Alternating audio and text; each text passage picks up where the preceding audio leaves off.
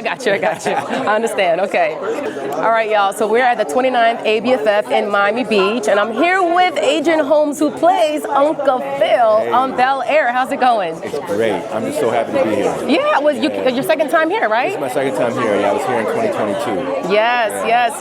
It is Men's Health Month, or Men's Mental Health Month. So what do you think Bel-Air teaches us about generational expectations placed on Black men and how those expectations impact their mental health? Well, I think that there's an expectation for us to be not vulnerable, to be strong, to be these pillars that don't really they don't give us the space to really express ourselves and cry and to just be vulnerable. And we have to realize that there's so much strength in vulnerability and there's so much power in vulnerability. And I think that what our show does very well is we show that that's not something to shy away from, to embrace that, and to just create a safe space for your fellow brothers and sisters to just share and be transparent. And we have a scene in our show called Radical Honesty, where we sit and we just allow each other to just, without judgment, just tell our truths.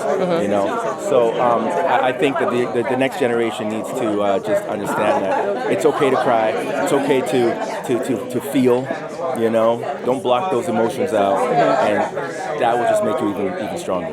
So you played Carlton's father. Yes. And Carlton's character was super vulnerable with anxiety and taking certain substances to help calm him and help him escape a little bit. As far as parenting, it's also Father's Day month as well. My TV dad. TV dad, yes. Yeah. So as far as parenting, what kind of impact have you heard from young Black boys going through the same thing? Well, you know what? People will come up to me and say, what you guys do on the show, you remind me, I see my dad in you, or you help me to understand myself better, through a character in the show. And that right there tells me that we're not just entertaining, we're guiding. We're also, people are watching us move, how we lead, how we love. So we have such a responsibility in that way, and I'm so honored to be a part of a narrative that puts us in that position, because unfortunately that hasn't really been welcomed on a lot of screens. So I think that just when people say, you've helped me to get through something, or with my relationships with my children, it's a blessing. It's the best compliment. It's a great icebreaker. If you watch Bel-Air with your teenage kids or even your younger kids, it's a great icebreaker to start that conversation. It really is. Yeah, absolutely. Yes. We'll do it for you. Of course, yeah. Ease that conversation in. Sit down and watch this. I'll be right back. Right. Yeah. So it is the final season. How does it feel? I'm still in denial a little bit, Like, we're such a tight unit, and to think that we're not going to be coming back together again, just really, but you know what? They say count the roses, not the thorns. I am so grateful that we've been given a fourth season, because in this current climate we're in, there's not a lot of people that are working, and so I have so much gratitude that we get to land the plane the way we want to do it. We get to go out with a bang. You're going to love it. It's incredible. Our writers, our showrunners right there, Carla Waddles and her team are phenomenal. Every time I read the script, I'm just like, wow. Okay. So I honestly think this is our best season yet. I'm gonna go out and say that, and that's saying a lot, because we had some great seasons. But I'm just overjoyed that we get to do this the way we want to do it. We get to go out the way we want to go out, and exactly. We're not going to fumble the ball. All right. Well, you know what? Thank you so much for telling that Black story, telling our story, the opulence story. Perfect. Thank you so much. It's great to meet you again. I'm still in this whole fit from you. I have a mic on me still. All right. So hi, Ollie. I am Nicky with MIA Magazine. You were not here 3 years ago. I was not. This is in fact my first ABFF. This is also my first time in Miami. Okay. So I'm having the time of my life. Well, you understood the assignment with the drip. Thank you. You know what I'm saying? It's like I try to be on theme. Mm-hmm. I love clothes, so what can Definitely. I say? And we're celebrating Black opulence as well. With I see with the pearls. All right, I got you. See, we're here. We're here. I got you. So, in what ways has being a part of Bel-Air reshaped your own understanding of class, privilege, and race? And also, How can this impact the mental health of young black men, especially in an opulent household? Man, that question eats. I think one of the main personal takeaways for me, and something I hope fans take away from the show, is that black people aren't a monolith. And I think that there is this idea that, all black people are one kind of people. But there's so many different backgrounds, shades, colors, etc. And so I think I've really, really fallen in love with who we are as a community and all the different facets that make us up and where we come from. Right. Yeah. And you know what? It's so true what you say, but on the screen, they don't really depict that of us being black opulence. So do you think that narrative is changing on the screen? I'm a huge believer in entertainment reflects the culture, and the culture reflects what people think is possible. And showing families like this in a light like this, I do think it adds to the conversation, and it shows young black kids what's possible and what you can achieve. But also I think what's beautiful about the nuance of our show is it's also a cautionary tale, right? It is, here's what you can achieve, but also here are the pitfalls you can fall into, on the way to that. And I think Carlton specifically speaks to that. Yeah. Speaking of Carlton, he is so vulnerable with his journey with mental health. He's suffered from anxiety, and he's used certain substances to help cope, in a sense. We are celebrating or bringing more awareness to mental health for men. So for black men, for black young boys, what have been the response to your character? I'll never forget, after season 2, there's this thing in Los Angeles called Black Market Flea, and it's a flea market with predominantly black-owned businesses. And this family came up to me, and they were very excited. They took pictures, and there was one little boy. I'm bad at knowing how old kids are, so I was like, he could have been 5, could have been 10, I don't know. But he was, younger, and he was kind of shy in the back. And I'm like, yo, dude, you want to take a picture? And he looks at me, and he says, "You are the first black boy I've ever seen cry on television." And, I think that story encapsulates what this show is, right? It's showing young black boys that it's important to experience the entire breadth and width of your emotions. That will set you free. Awesome. Left an impression.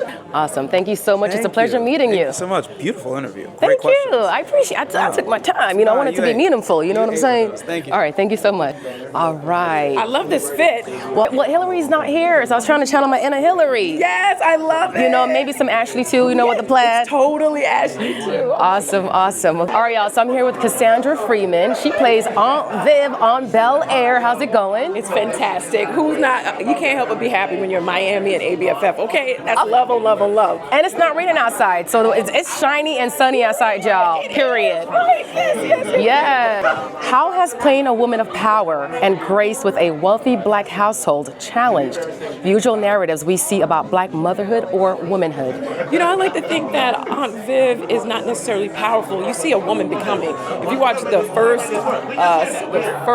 season, the second, third, she started off as like a blueprint of like a Michelle Obama, who then leaves the political eye, gets back in touch with her artistry, that then gets back in touch with her voice, that then gets back in touch with her sexuality, that then gets back in touch with like the next phase of her life, which is the 4th season. So it's a woman of power, but it shows you that to be powerful is actually to be vulnerable, to keep growing, to have a growth mindset. That is what Aunt Viv is. She has evolved. I've seen all seasons, and I've seen the transformation, and right on. Yeah. Like who she is in the 3rd season is not, it don't even look like that 3rd season was a little spicy. All right. So what do you think Bel-Air gets right about the tension between being black and successful in traditionally white spaces? Well, I think the thing they get right is that, it's so funny. I think unless you're black, I think white people think we go home at night and we're like, oh, I woke up and I'm black again today. Okay. It's not like that. It's not like that whether you have a lot of money or a little bit of money. Like, it's really still an existential question about, am I of purpose? Do I have vision? What will be my legacy? How do I help my family? It's not about the blackness of the family. And even the wealth part of it, even though their kids go to these white schools, their house is filled with black art, with, dignitaries, great people. And that's the kind of household I grew up in. I didn't know I was poor until, I went to someone else's house. Because my house was so full of riches. And I feel that way about the Will Smith character. Him leaving Philly to come to Bel-Air, the only thing that was different is like the aspiration got so much bigger. And so I think that's like the biggest difference between those two worlds, is that when you have this much wealth, like the goal setting is like so much bigger because it's so much in reach, Of course, yeah. And I would say too, you don't really see a lot of depiction of black opulence on TV. And Bel-Air gave us that. It gave us that escape. Like we live vicariously through Bel-Air with black opulence, It's that representation. So it's the final season. Yeah. How do you feel? I feel so listen, it is such a beautiful fourth season. It's, I love leaving a party on a high note. It is it is the highest note. I feel like it's so funny. In 4 seasons, we've told so many stories from the Fresh Prince of Bel-Air. Fresh Prince of Bel-Air is probably 30 minutes long, but it's not. It's more like 20 something minutes when you take out all the commercials. And we've had 4 seasons. That's a lot of hours of content. So I feel like we've actually done a great job telling all the stories. And when you see where it ends this season, whoo. All right. Yeah, it's perfection. All right. So when you leave the screen, your hairstylist, your drip, we're going to miss your drip, your different hairstyles. How are we going to get that back? Girl, it's not going to stop. First of all, anybody who follows me on my Instagram knows I'm constantly playing with my hair. Yes. I have people who follow me on my Instagram just to see me do my hair and makeup because it is, I have a 6-year-old. So I'm always like, can I do this in 15 minutes? How fast can I do this? So there would be more of that. And I actually have a partnership coming up too that will spotlight, fashion and hair even more. I love that. Yeah, just the black hairstyles, your Afrocentric. Real quick, because this humidity here, she went. Oh no, not in Miami Beach, no. No. So someone had to come through today and was like, we're gonna match your hair and make it a little bit Yes. Listen, I think that's why black women, we all know. I feel like we're in this great sorority, and it's like, girl, how did you do your hair today? What was the trick? You know what I'm saying? So I think it's very fun. So no, there's still more to come in that. Thank you so much. Nice to meet you. I'll see you on the panel talk. Awesome. Thank you. Seeing you. You as well. All right, y'all. So I'm here with Carla Banks Waddles, and your last name is Banks. And you're the showrunner for Bel-Air. So is that no coincidence or no pun? Purely coincidence, but I also think it was fate. It was probably meant to be that I'm a part of the Banks family. Yes, definitely. So what does black opulence mean to you beyond luxury, and how is that layered into the characters' journeys? I would say it means more than just wealth. It means more than just, and the message that we try to get across is that it's not about just the cars and the clothes and the money and the beauty. It really is just about freedom and what privilege gives you, the freedom that it gives you, especially for the young characters on our show. I think the privilege to dream and be who you want to be beyond your circumstances. And I think that's really what it's about. It's just the freedom, not so much about the material things. Material things, yeah. And it's such a great representation of the black family, It's also Men's Mental Health Month. Yeah. And Carlton, he's definitely been vulnerable with his anxiety and drug addiction and so forth. What kind of impacts do you think this has had on young black men? I think, from what I hear, and I know from what Ollie has heard, that the impact of mental health, just depicting it on television and what a young black boy in particular is going through, being vulnerable, talking to people about your experience, not feeling so isolated, knowing that you're not the only one, being able to talk to your family about it, being able to talk to your friends about it, and just sort of normalizing what mental health means for all of us. I think it's important. And it was so great to see that on the screen, because I think it was like a hidden subject in the past, but now it's okay to talk about it. So it is the final season of Bel-Air. How does it feel? How do you feel? I mean, we always probably overuse the term bittersweet because it really does feel like, oh, this journey is coming to an end for us. But knowing that it is the final season, we really do get to sort of tell the stories we want to tell, wrap it out how we want to wrap it out, and leave no stories creatively left unturned. So yes. It's a blessing to do that. All right. This far. Well, thank you so much, Carla. Nice to meet you, and we'll see you on the panel talk. Thank you. See you too. Bye.